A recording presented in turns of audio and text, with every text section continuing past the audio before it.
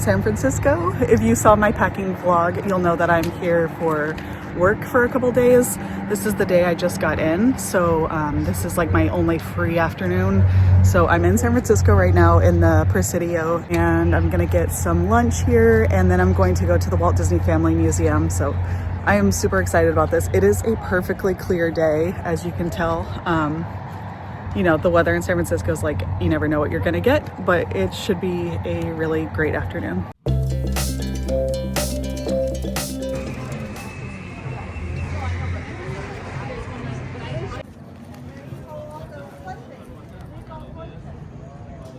The Presidio is so beautiful. Like, I cannot get over. I haven't been to San Francisco in like at least probably 12 years. So none of this park was like done like this. This is the Tunnel Tops area, and it is so beautiful. The Presidio operated as an army base from 1846 until 1994, and it's now a national park. The only thing that sucks is that since I came just from the airport, I like still have my suitcase with me, but the museum said that they'll store it for me while I'm touring the museum. So I'm heading over there now that I had something for lunch. I feel like I have a little bit of unfinished history / a complicated history with San Francisco. Not for anything dramatic. Well, let me not discount my own experiences, but the museum is in a building that used to be Army barracks, and it's built in 1897. You first see all of these awards cases, and I saw this award for The Parent Trap 1961, which I love. But I also didn't know 17 was around in the 60s. It's so interesting. Original furnishings from the Disneyland apartment.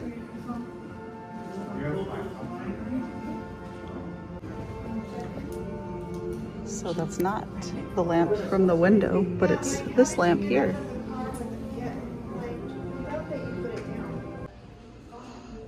Diane, and Sharon.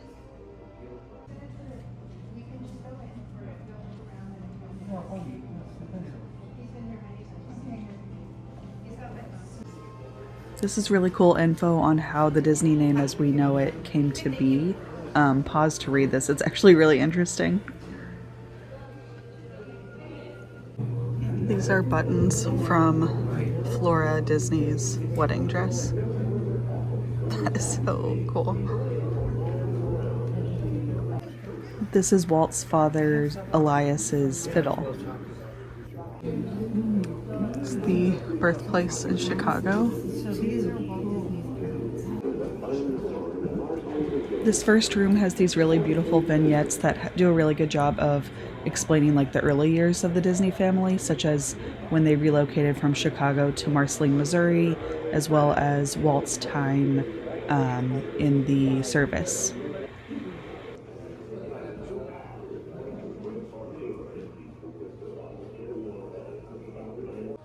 When you arrive on the second floor, you arrive at the time of Walt's arrival in Hollywood.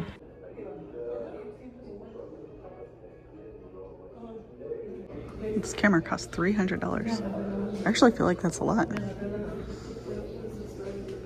This was Walt's letter to Virginia Davis's parents to persuade them to relocate to Hollywood so that she could be in the Alice comedies. That's so cool. I love the letterhead.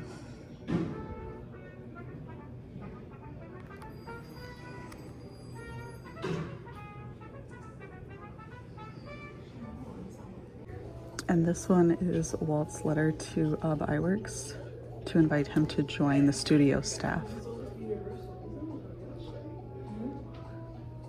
Don't hesitate. Do it now.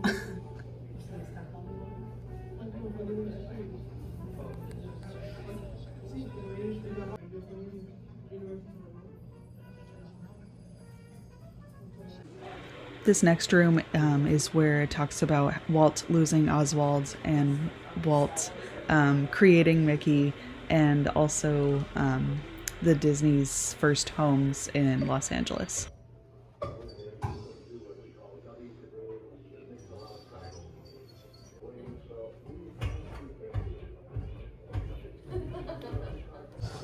That's so crazy to see this without any other houses around it.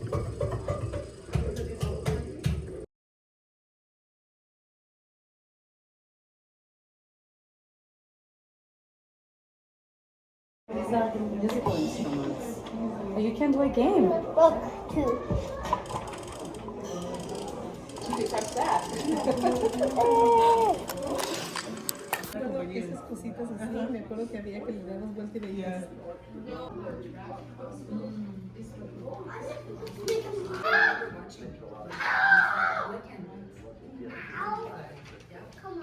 This is in the Silly Symphonies section, but they have this like mer babies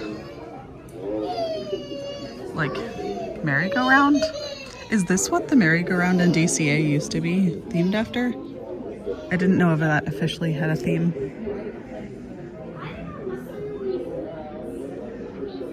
It's blowing my mind to be able to see like the texture on these. Oh my god. The cell, animation cell.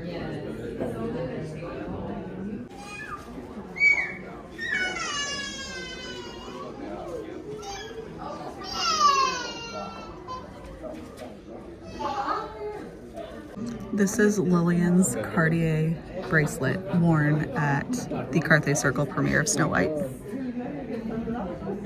That might be my favorite thing here. This was from the Snow White premiere at Carthay Circle. That's the cover of the program, which is so beautiful. And then this is the interior, which is so stunning. I love that there's like snowflakes on it. That is so interesting. Oh, I was about to say, why are they snowflakes? Her name's literally Snow White. This is another Cartier bracelet. That is so beautiful. It has Pinocchio and the Blue Fairy on it.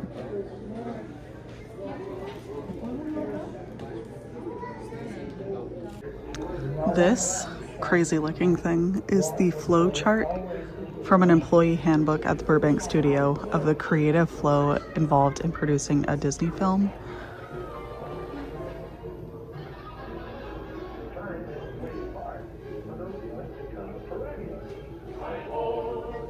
This whole section is about Walt and different artists and musicians. And so this top photo is him with Salvador Dali talking about the Destino project. The center one is with Igor Stravinsky for the Rite of Spring storyboards for Fantasia. And then this is Leopold Stokowski from the Philadelphia Orchestra. This is so neat. With George Balanchine here. Oh my goodness, that's Walt and Leopold Stokowski. This is the original oil paint on gelatin silver print for the visual development for the Pastoral Symphony from Fantasia, and this is so beautiful. Oh my goodness. Like, that painting alone would be my life's work, and that's basically just like concept art. I think I know what this is. Multi-plane camera. I never put two and two together that I would have a hard time using one of these because I'm afraid of heights. These are Mary Blair original sketches from the South America tour in the early 40s. It was our feeling that if the air power theories of such intelligent advocates as General Mitchell and Seversky were fully understood and properly used, they would result in the savings of hundreds of thousands of our boys' lives. This place is honestly really overwhelming, obviously in a good way, but it is so much to take in, and I have no idea if I'm doing a good job documenting it or not. But it's really cool. For my Mr. Toad stands.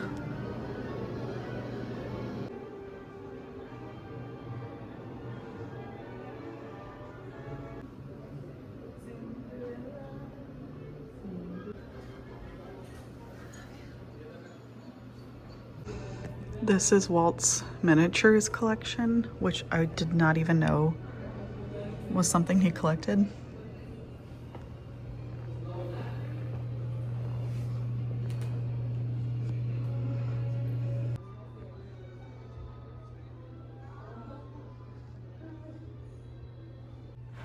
This is in Walt's writing, and it's a list of some of his favorite meals for the benefit of their housekeeper, Thelma.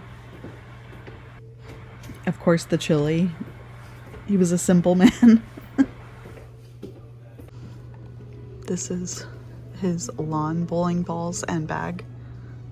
That bag is so cool. This is the room that's kind of making me the most emotional because it's like his personal things and gifts that he gave his family and like family photos, like wedding pictures and stuff. And it's just feels very real, not just like stuff about, you know, Disney movies and Disney artists and stuff. Oh my gosh, I have to show you this view. Like, what? This is so beautiful. I can't remember if I said this on the vlog already. My mom was born in San Francisco, here in the Presidio. So there's like another layer of like personal connection and like emotional layer here that I'm dealing with. But this is really cool. This is like beautifully done. Oh my God.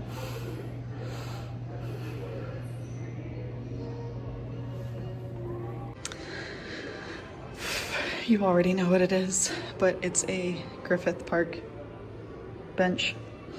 Ah.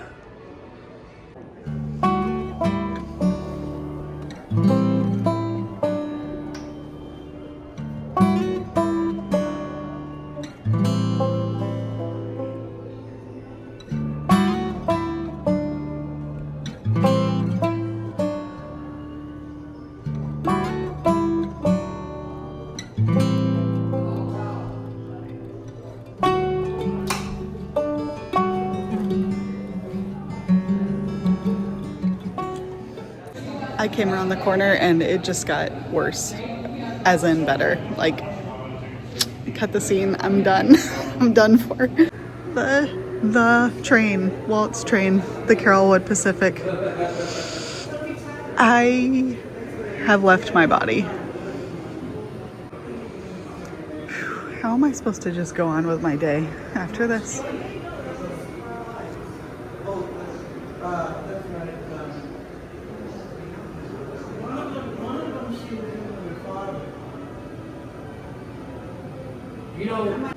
There's the Harper Goff concept art for Mickey Mouse Park that was going to be in Griffith Park. That kind of like, you know, turned into Disneyland, thankfully.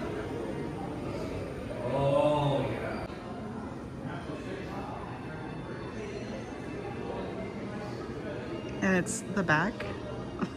If you know, you know. Okay, most of us probably know about the Golden Horseshoe anniversary party for Walt and Lillian. Right before Disneyland opened, but they have this little copy of the invitation, which is so cute.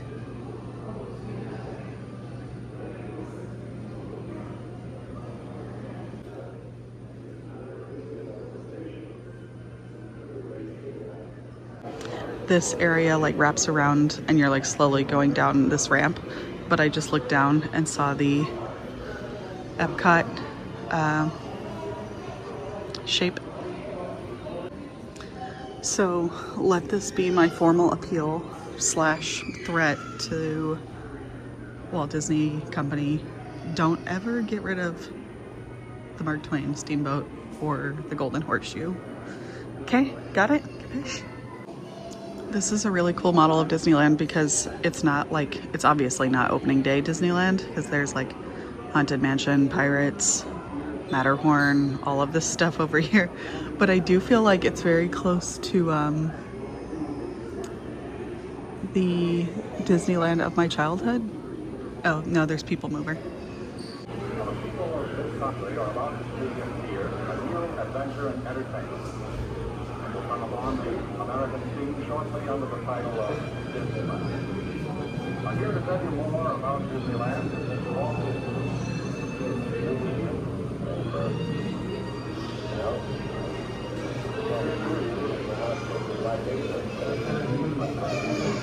I can't imagine what it would have been like to be a kid watching these Disneyland things on TV. Got a bunch of ticket books. Oh, that's for the opening day press preview. Your e-ticket attractions. You've got Submarine Voyage, Monorail, It's a Small World, Matterhorn, Pack Mules Through Nature Wonderland, Sailing Ship Columbia, Mark Twain Steamboat, Pirates of the Caribbean, Haunted Mansion, Jungle Cruise, and Tiki Room, all of which are still e-rooms in my book, or e-ticket in my book. I wonder what the year is on that. I love this tribute to Haley Mills also. I'm gonna go home and watch Pollyanna, I think. But I love that Parent Trap so much. The Haley Mills Parent Trap. My sister is actually named Haley after Haley Mills.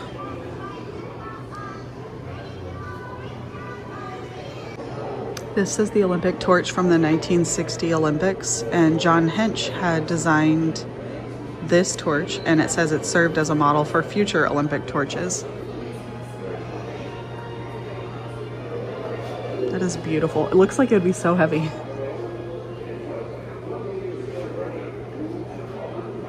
Well, I have another favorite thing in this museum. This is a copy of Mary Poppins, signed, inscribed to Walt by P.L. Travers. She said, "To Walt Disney, not another Mickey, but I think you should win so many," something like that. I can't tell what she says exactly. Not another Mickey. World's Fair items, of course.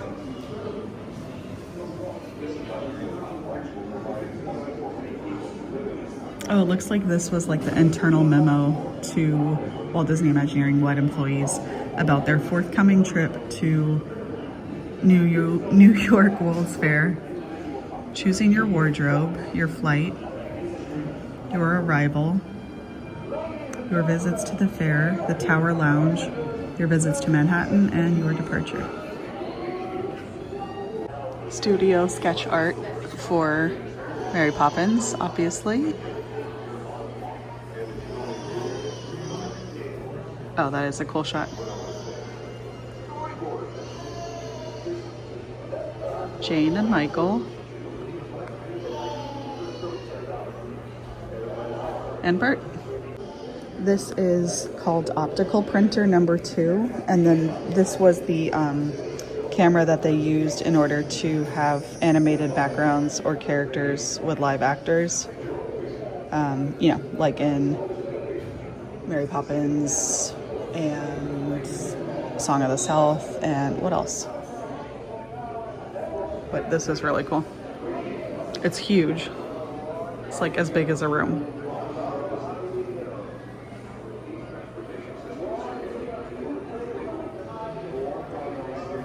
Is that a Dick Van Dyke hologram up here? Help me, Dick Van Dyke. You're my only hope. This case has a lot of Walt's like personal effects, like personal items in it, which is just really cool. I didn't expect that to be so impactful at this museum, but like I was saying earlier, you see like Disney history stuff all the time about the company and the movies and the parks, but it's so cool that this has so many of his like personal and like sentimental items, and it's just really special knowing that Diane wanted to share this with Disney fans.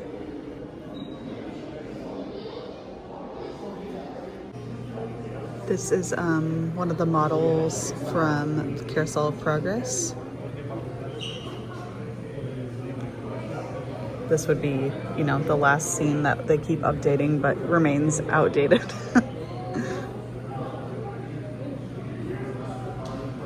Ah, this is so cool. This is the Mary Blair Small World concept, or not concept art.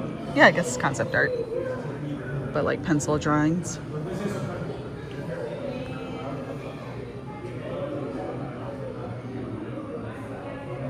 Oh wait, these are Mary Blair's concepts. These are costume drawings by Alice Davis. That makes sense.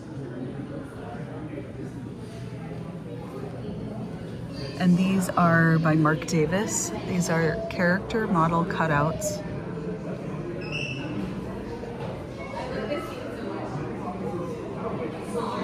This is the original bust sculpture by Imagineer Blaine Gibson for Great Moments with Mr. Lincoln.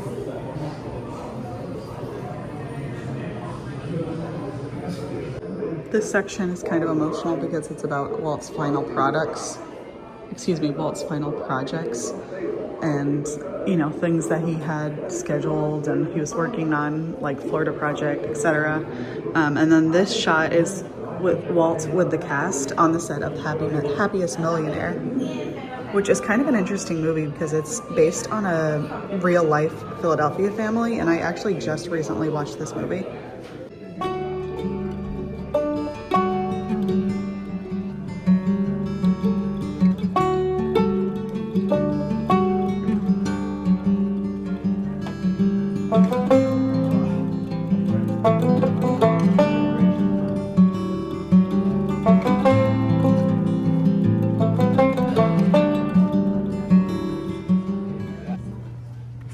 And of course I'm exiting through the gift shop, and I'll do a haul, short or reel, to show what I got here.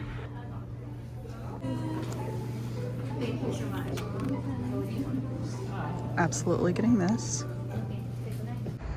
I'm still never going to be able to get over how beautiful it is here, and I can't believe people just like live here in San Francisco, that is. Now I'm taking the Caltrain out of San Francisco to go down to Palo Alto where I'm staying for work. Next stop, South San Francisco.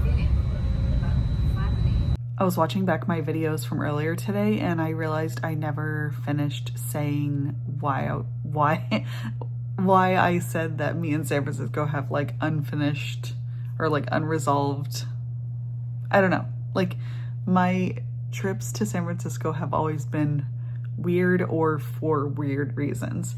So my mom was born in San Francisco but she grew up in Santa Rosa, like on the other side of the Golden Gate Bridge, basically. And then she moved to Texas in her like late teens when she married her first husband. So as I was growing up, my mom's family that was still out here in California, her grandmother was in Santa Rosa. No, her grandmother was in Santa Cruz. So that's where we would come visit. But like for whatever reason, we would like not come to San Francisco also. And then my mom's brother lived further south down near Bakersfield. So I didn't come to San Francisco until I was like 18 actually, with a group of friends. Some of them I was closer to than others, and some of them I'm still close to, others I haven't talked to in decades. Well, not quite decades, but like a decade and a half. Long story short, it was like kind of a traumatic trip / time in my life that has taken like a lot of time for me to like process and even to be able to talk about, even though I'm not really talking about it, I'm being pretty vague. Anyways, so San Francisco has always been weird because that trip we came into San Francisco and then we drove up into Portland and then Seattle and then flew back out of Seattle. This was when I lived in Texas back in the day. Yeah, so that was like 2008. And then the next time I came to San Francisco was 2011. And that was about a year after my mom had passed away. And we came here to meet up with her brother to go to Santa Rosa, where we spread her ashes at a park that they played in as kids.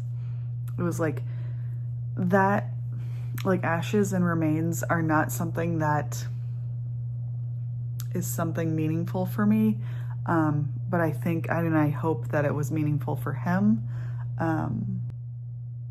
So today was a little bit of a redemption arc for me in San Francisco because I had an amazing day.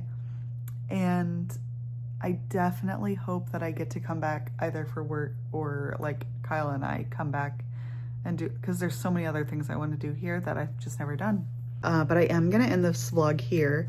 So this will be like the end of my San Francisco vlog, and the room tour of this beautiful hotel room will be the start of my Palo Alto vlog.